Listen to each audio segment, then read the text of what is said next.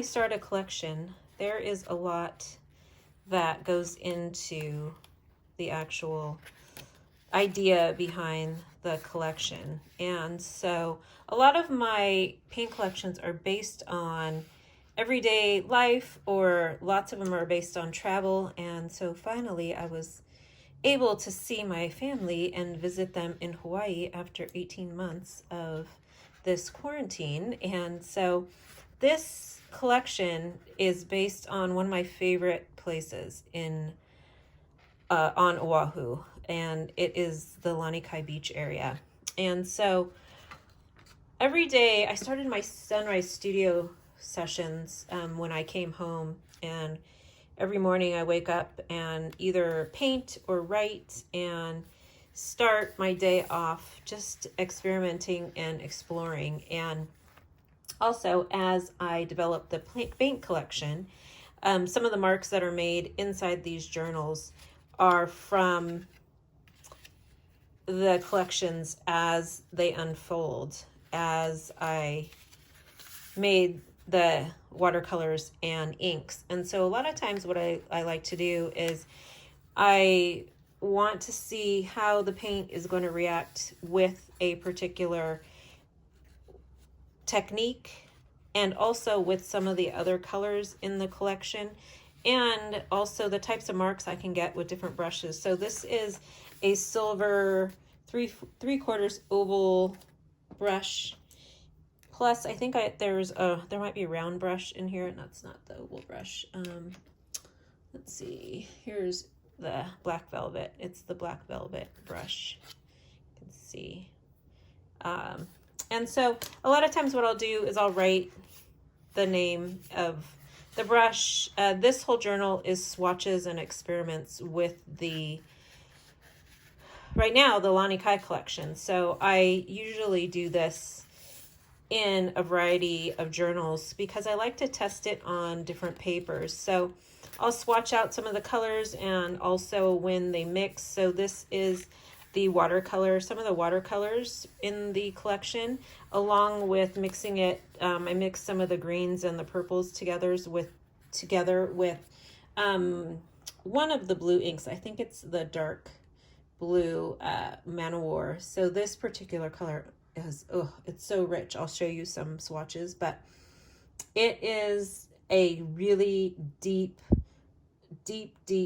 blue, almost has hints of a little bit of eggplant in it, and it has a little tiny bit of like a aubergine shimmer, and it's really pretty. So you can get some really dark applications of it. Here's the Manowar right here, where you can see it almost, in this lighting, it almost looks a little purple, which it's actually blue.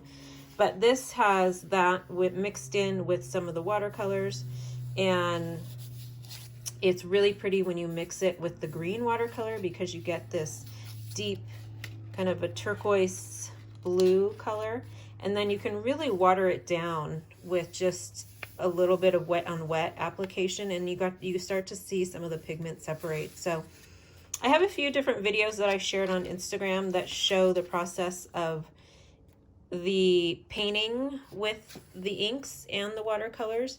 And this is a mixture of both the watercolors and the inks. There's this really pretty sand kind of color. I'll bring the palette up here so you can see. And all of these colors are kind of mixed within. So when you get the watercolors, if you order a 2-set or a 3-set, you get a mixture of the colors. So there's no guarantee that you'll get every color, but I may start to make these these dot ceramic tiles, because it's a fun way to be able to have the entire collection and have a palette to work on. We'll see how that goes. But it's this kind of sand color right now. It's a little bit, it looks a little green because I mixed in a few different watercolors and inks on there, but that color makes this beautiful mix right here that you see. And so in the paint and swatch workshops that I teach, that I share with the people who customers who purchase the collection, I'll go in depth a little bit more about working with the colors together. So this was my inspiration sketchbook that I actually took with me, oops, to the beach. So there's a lot of sand in here. I took this with me every day to the beach and did a little bit of journaling and writing. This little side, this page I worked on with my niece. She loves to come with me to the beach early sunrise. So we get there usually, try to get there between 5:45 and 6:30 before the sun actually rises. But I did pretty good, and I was there almost every day for almost 3 weeks. I just love, it's one of my favorite places. It's so peaceful. Went to a couple of the other beaches in Waikiki and different places, but I will sit and work on mark making and patterns. So I just had a few supplies with me during this trip. And then this is some of the watercolor. Also, the green is really pretty in this collection, and just more mark making and things that I painted. Some of them I painted when I got home, and this was experimenting with some of the watercolor from the collection. And this is painting, or this is drawing with one of my fountain pens filled with just regular black ink. But a lot of times when I start my collections, I like to brainstorm words and ideas and memories and things that will kind of inspire the collection. And some of these will end up in the product description. Some of them are just words for me to think about, and they may end up becoming the name of a collection or the color in a collection. And then here you can see just a variety of the mixes of the inks and watercolors. So there are 3 inks in this collection: the Man O' War color, which is that deep, deep blue. There is a golden turquoise, which is this turquoise that has a little hint of gold. So you'll see that depending on the paper you use, and also how much water is in there. And then also there is the shimmery ocean kind of lilac, which is a very transparent color, but the beauty of it is when you use it, you see the, oops, put the camera there. Let's see if you can see the shimmer. So see that shimmer right there at the bottom? That is that ink. So it's meant to be used as an accent. You can actually use it by itself. So it's got a light kind of purple hue to it. And then these are the actual ink colors by themselves on watercolor paper. So you can see how deep that blue is, but they're so pretty. You can mix them together. They're gorgeous with the watercolors when you mix them together. Here are some of the mixtures that you can see with the watercolors and the inks. So this is something that you just take a brush and wet it, and then you can add one color and then start dabbing in other colors, so you can see just the beauty of what that ink and the watercolor can do. And so one of the things I love doing is writing observations and ink notes about a particular collection. Oh, here's another mixture. This one's a little bit darker, so this one has like 2 or 3 colors in it. And then also really playing with the different colors and trying to figure out what kinds of marks I can make with the brushes. Also working where it is really solid color and then taking a wet brush and painting over that just to see how the paint spreads. And then doing a little color chart, creating a little color chart of the various colors you can get from that collection. So here is another way that you can kind of explore an ink collection. So one of the things that I love doing is just trying different techniques. So this is painting it and then washing it out with a wet brush. This is the Silver Brush 1/4 inch dagger striper, which is one of my favorite brushes. It's this brush right here. I don't know if you can see that. I don't think, there we go, focused in there. And you can see it's got that really beautiful point. So I think everything on here was done, except for this. This is done with the TWSBI fountain pen with my ink in it. And you can see it adds really quite a nice line. And just trying to figure out fun ways to use that particular ink. And so this was done in a mixed media journal. So like I said before, I love to use different journals to experiment with. This is a Stillman and Byrne, which one is it? The Alpha series. I think it's considered like their sketchbook. I love it because it's smooth and it's great for water media. Like you don't see anything bleeding through. And also I can write with my fountain pens and inks, and you really don't see any of it bleeding through. So that's one of my favorite Stillman Byrne journals. And then what else did I paint in?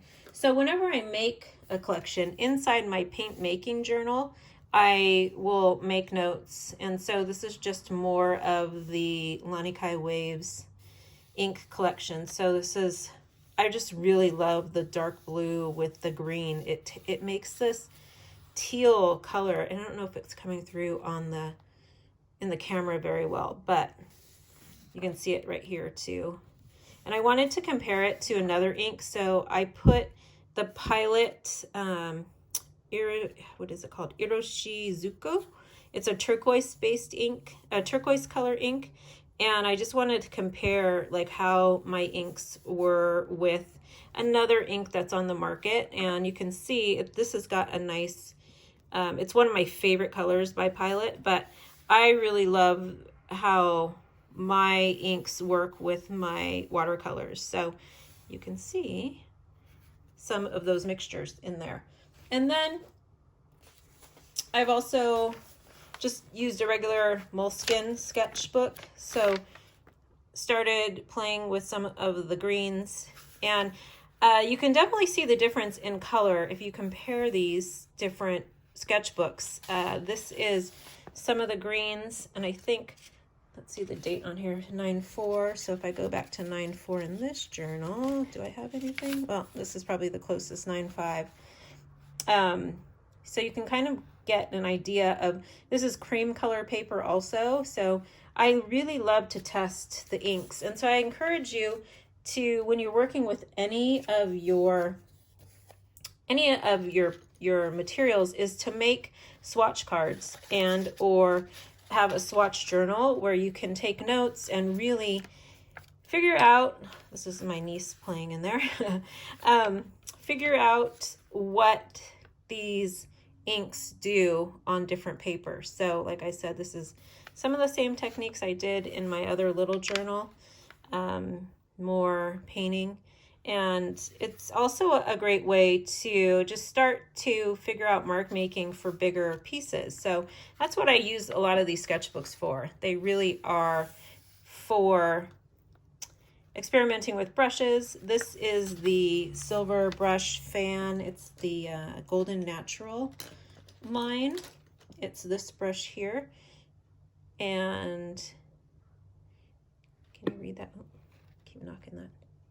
See if it'll, I don't think it's, I'm not sure if that came in, but you can see the edge of that fan. So you can see all of the texture it creates. You can create some really fun kind of palm leaf shapes. So there's lots of different ways you can create kind of that greenery, that palm, those palm inspired shapes.